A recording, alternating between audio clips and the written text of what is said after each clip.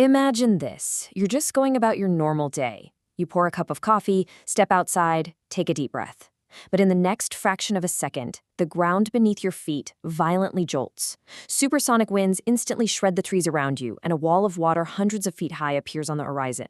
The Earth has just stopped spinning. Could you survive? Could anyone? Welcome to the channel. I'm your host, and today we're breaking down one of science's absolute most terrifying hypothetical scenarios in this explainer. Stick around until the very end because I promise you, every single minute reveals a more shocking consequence than the last. And the final blow to humanity? It's really not what you think. Okay, let's dive right in by imagining the exact moment our world completely grinds to a halt. To truly grasp the magnitude of this event, take a moment.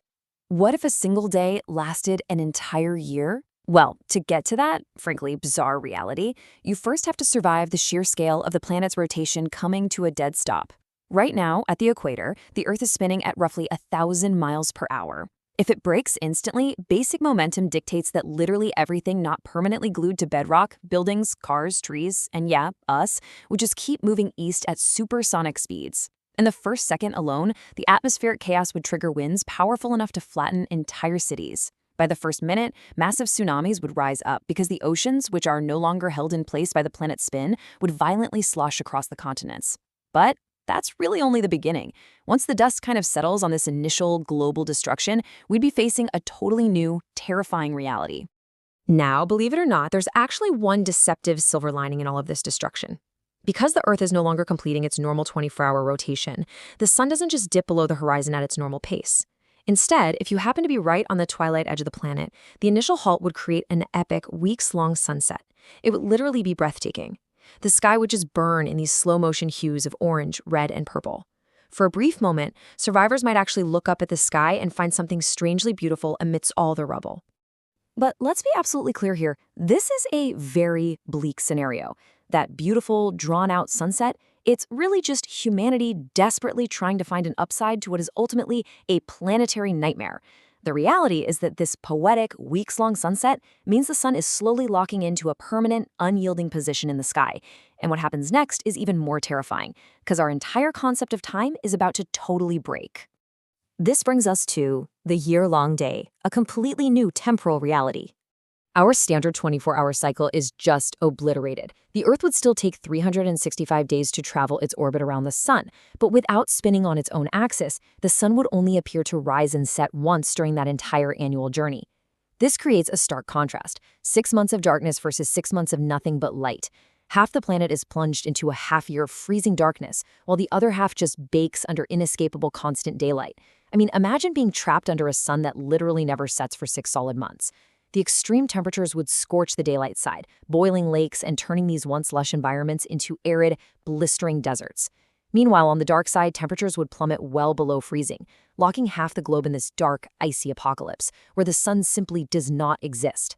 At 0 months, the Earth stops spinning. By 6 months, you're deep into endless light or dark, and it takes a full 12 months for one complete day to finish. Time itself stretches out. It makes daily survival an absolute endurance event.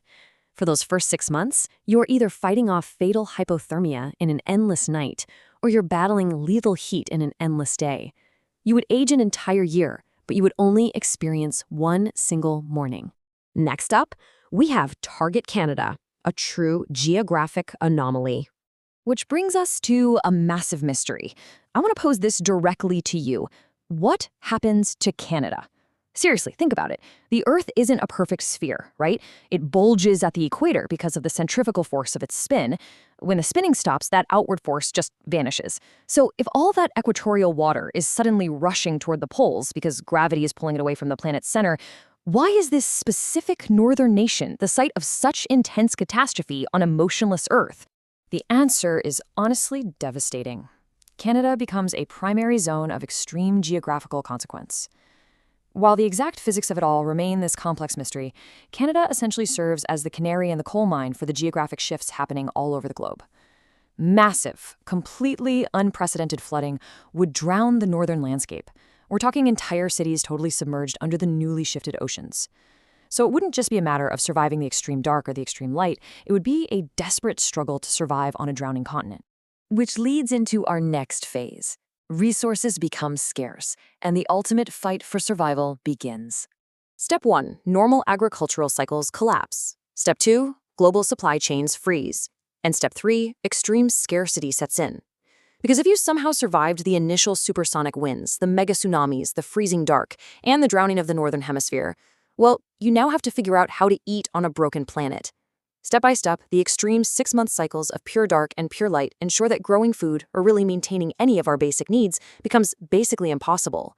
Crops just can't survive months of relentless, boiling sun or months of a frozen, pitch-black night. And with no safe routes to transport goods across boiling deserts or frozen oceans, global supply chains completely freeze. The grocery store shelves empty out, and they never, ever restock. We're looking at the collapse of normal weather patterns. 6 months of freezing darkness, 6 months of scorching light, and a rapid depletion of global resources. It becomes crystal clear why survival on a stationary Earth quickly turns into a brutal, primal fight for whatever resources are left. The collapse of normal weather patterns means there's no predictable rain anymore.